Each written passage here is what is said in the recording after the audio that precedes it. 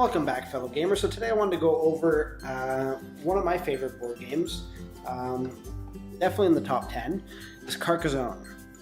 It's been around for a while. You've probably seen the cover somewhere, as it's quite a popular game. It's essentially it's a gateway into gaming. And what that means is that it's really easy to pick up. It's really easy to learn. It has that appeal of being light in rules and in components. The fact that you can take it up, you can open the box, play within mere seconds, and once the game is done, you just shove everything back into the box and you're good to go. There's no hour-long setup. There's no complicated rule book that you always have to flip through. It's nice, easy, fun, light. If you want to get somebody into gaming, this is one of the games that you might want to look at. So, the reason why I decided to look at this game today, or more specifically this particular board game, is that in my Nintendo Mini announcement reaction, somebody actually noted that I had this game, and I was like, you know what, this guy's a cool guy. He knows what's going on. I want to spread the wealth. I want to show everybody that's watching my channel what Carcassonne is all about. If you've been on the fence or if you just haven't decided to pick it up yet, this here can help you make that decision. So, how do you win? You win by having the most points at the end of the game. When does the game end? The game ends when you've drawn all the tiles in the game and you tally up your points to see who wins. And it's that simple. Now, there is a bit more to it than just, racking up points. So first the game starts with this tile in the center of the board, and you can tell it's different because of the different coloring. Sometimes when you're looking at it, you might not realize it at first, so I always keep it apart regardless. But anyway, so the game starts like this. You flip it up, it's always going to be the same tile. And as first player, you draw from the face down pile. So here, you decide to place it in any eligible spot. So what that means is that this can be placed because the road continues on here. You can place it here because it finishes off your castle. You can even do it like this for whatever reason, because that fits. But what you can't do is you can't put it down like this because the road doesn't go into anything. So as first player, generally if you get a piece like this, it's a good idea to put it here. And then what happens, as first player, you get to then claim that castle. Now the castle is already completed because as you can see, there's no outside edges exposed to from the castle wall to the courtyard. So you get to take it off and then you score points. Now points differ depending on what kind of structure you've just finished. There's castles, there's roads, and there's even monasteries. Now, a monastery is finished off once all the tiles around it have been filled, so there's no actual empty tile beside it. Scoring for a castle is 2 points. 2 points for each tile that the castle occupies. So in this case, first player being yellow would score 4 points. This here keeps track of your points, so you'd move it up 4 points. And the fact that you get to take it back now means you have one extra resource in your resource pool to allocate to another job. Now it's green player's turn. Now green player sees here that there's a small opening here. He's going to want to try to claim the road. A road, once it's completed, and it's defined as completed when two intersections meet, and every tile in between that, including the two intersections, you get a point for that. So here he's claimed the road, and a person, once he's on the board, he cannot be removed from the board until that section or that structure that he's built is complete. So as first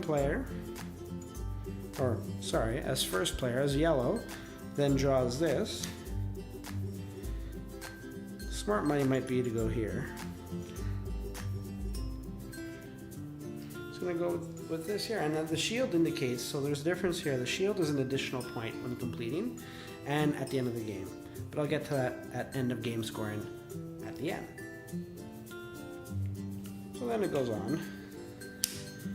So now maybe green, wanting to get into the action of being able to build on a castle, he wouldn't go like this and then place his guy there, because yellow has already claimed, you like that, huh? Claimed his castle. But what a way around that is, if you were to put it here like this, and then do that, and then later on down the line, if you were to get a joining piece like this and then slides it in there, they're both in the same castle, and when it's completed, if it remains 1-to-1, the points are divided in half between them.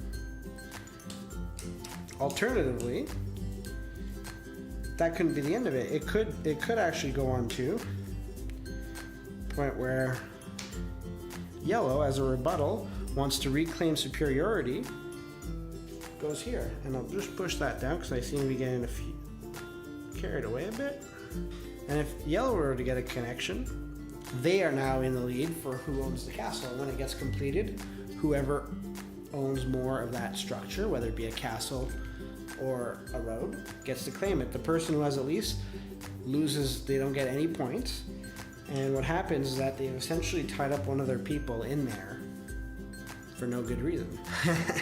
And that's a bit of the strategy behind it. You want to kind of lock people's guys into place and make it so that they can't have it for the rest of the game. Now, you can voluntarily devote your guys to something for the rest of the game, and that's farming.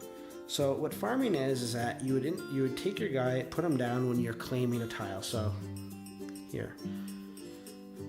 So let's say this is the tile that you get. You put it here, and as yellow, they say, well, I'm going to farm. And farming is done or scored at the end when everybody's tallying up their points. Every completed castle within the boundaries, and a boundary is defined by the edge of the road in and edge of tiles in. So anything that's encircled by the same road structure or boundaries of the game board is considered that plot of land, and you get 3 points per castle. And that's essentially it. You keep placing till all the tiles run out, and there's more tiles than this here.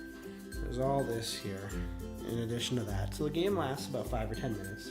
And then you do your scoring. So as I mentioned, end around scoring or end of game scoring is done primarily for this, but also any people that are left on the board. And it's usually 1 point per tile that they're of the structure that they claimed, if they're in majority. So this person here, let's say the game ended right now, like this. I'll put this guy back just because he was there. Green would get 1, 2. Wouldn't get anything for this because he's not in the lead. So green would get 2 for the sake of scoring. That's it. Nobody got anything this game. And here, so they don't get double. Yellow doesn't get double. He just takes his extra guy off. And he gets 1, 2, 3, 4, 5. Plus each shield, 6, 7, 8, 9. So you'd get 9 points. And then, so here you'd get 13 points. There is no completed castle in this area, so he's just gone for the rest. He doesn't count as anything, and that's it. That's what the scoring's all about. It's you claim your land and you really pick your spots. You try to make it so that a person invests their people into a certain structure. You try to lock them out.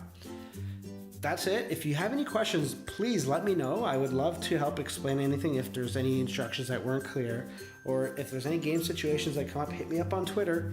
I would love to be mediator. I have been for this game before.